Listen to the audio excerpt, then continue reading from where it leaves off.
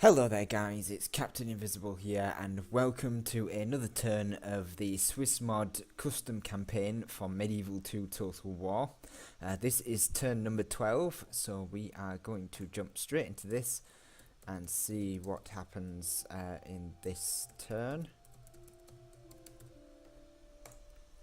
Oops, that's when I get my password right. There we are. So, it looks like Russia has sunk our fleet over here.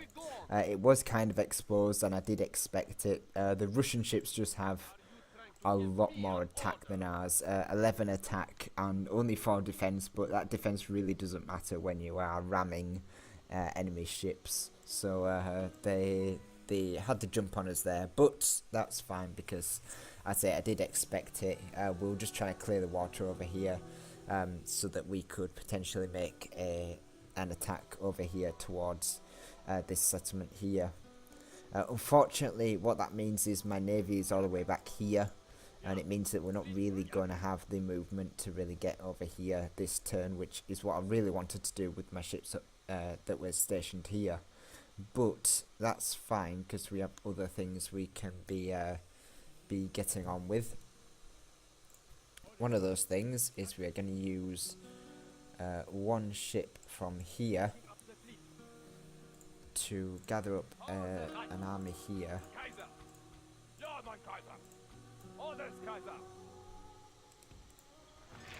And one of my agents. And we're going to sail it right about here. And the reason I'm sailing it here is because I know there's some Russian ships that are in range. They're about here, which could potentially come and sink my ships. So I need to keep my ship out of range of the Russian fleet, so that I can sail this army then on towards Genghis, which is under Russian control. So we're actually going to shift. Going to shift the navy back just one more, because A, that allows us to build a fort, and B, it still keeps us out of range of the Russian ships, so we don't get attacked there.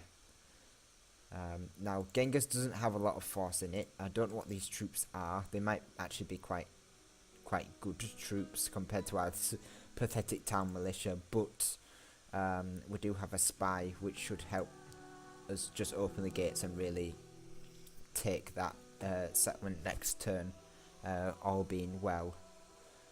What we need to do as well is we need to set up against this settlement here. We do have our main army here, and it does have some significant troops in with some nice armor upgrades, so we need to set up for that. The best way we're going to do that is to get another spy over. We need to get our spies over. We are actually going to position this ship right here and then combine the ships, just so we've got a bit more defense here, so that if this Russian ship wants to come and attack, it can, but it's not going to be, it's going to be 2 versus 1, and I'm pretty sure that should go in our favour, although these Russian ships do have a hell of a lot of attack for what they are.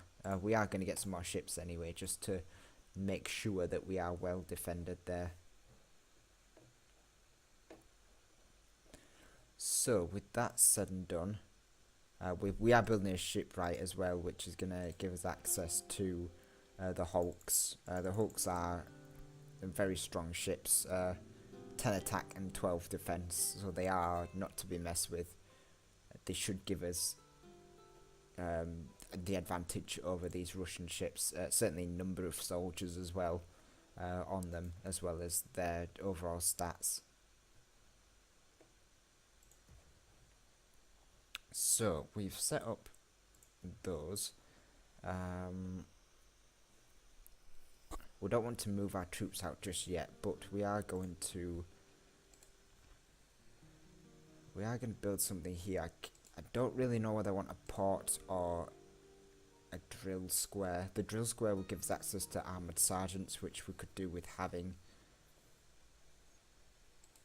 But I'm thinking, oh, we could have the armor, the blacksmith as well to get the upgrades. That one might be pretty cool later on, but I'm thinking a port might be more useful here, just to give us naval advantage. As soon as we get naval superiority in this region, it doesn't matter whether Russia has navy over here, or even here. It doesn't matter. As long as we can get naval advantage over here, then we can build up navies down at Napoleon and Kaiser without being under pressure from all of these Russian ships, and we can go from there. So we'll do that. I'm building as a ship right here, so we should have some very capable ship making capabilities over the next few turns. We do need ships. We are an island nation, so we need ships more than anything, and we need to build up those fleets. We're going to be building some town militia over here just because we need the troops. We just need troops at this stage. We are going to build our sergeant spearmen over here. Just keep our sergeant spearmen pumping out and retraining any town militia that need upgrades. So we can get this guy upgraded and then another sergeant spearman. So that should be a considerable force able to sail over here. I would like some armoured sergeants though, but yeah, I think the port makes more sense at this stage because we need to get naval dominance to start with. We can sort of set up maybe another port over here, or what does this settlement have actually? It has some buildings, so some of them might be military buildings. We'll have to see what they are when we get over there next turn. As far as money goes, we are still very healthy in terms of financial reports. We're due to make 7,470 next turn, so we are going to be good in that regard. Diplomacy is still the usual. Wonder if I don't think the Lionhearts are at peace now with the peace and love, so it's just peace and love in Russia and the Byzantines that are going at each other. Hopefully we can kill off the Russians here, and that should give the peace and love the breathing room to be able to expand this way whilst we expand this way against Russia, and hopefully push them back right the way over here.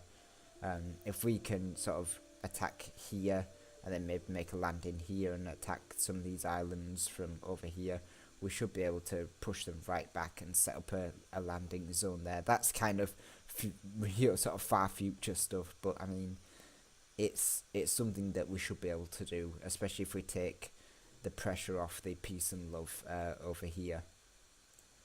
In terms of the statistics, I don't think there's a lot that's changed. We've still got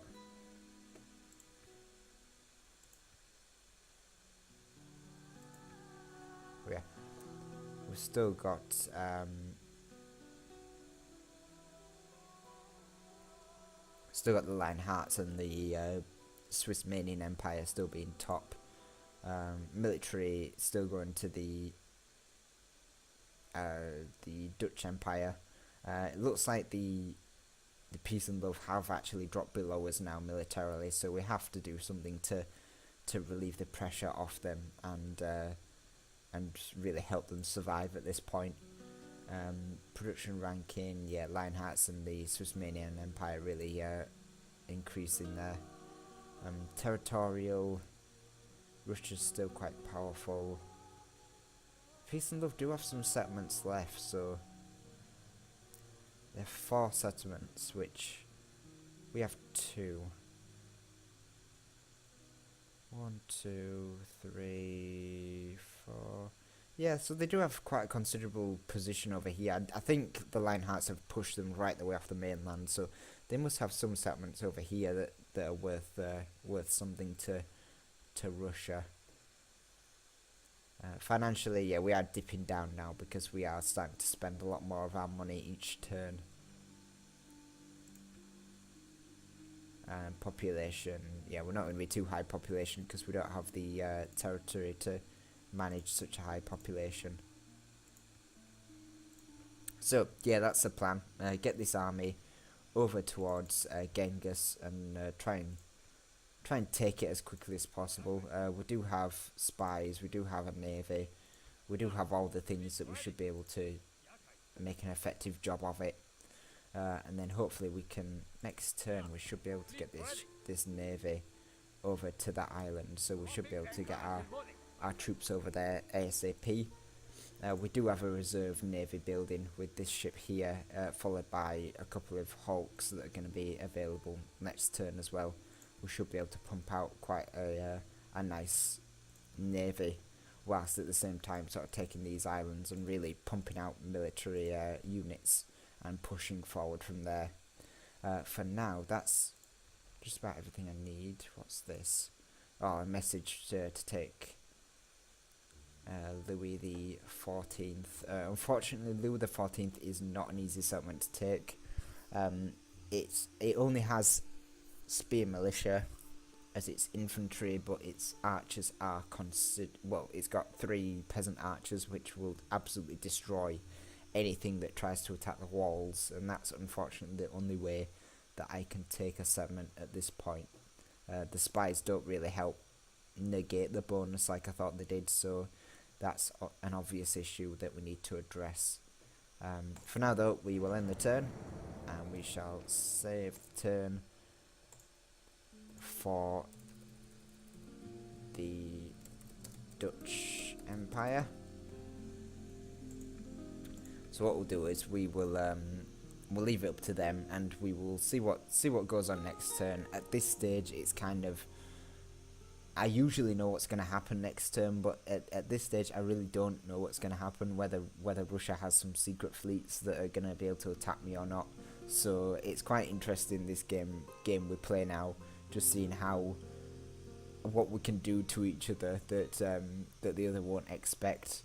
I'm hoping that an attack on Genghis will throw him off his balance a bit, and after that we should be able to push on, as I say, push into his islands, and really, he's quite outstretched, so any concentrated military operation should be able to break the Russians on the islands and hopefully push them to the brink where the peace and love can enact revenge against the Russian forces. But for now, thank you very much for watching, and I shall see you all in the next video.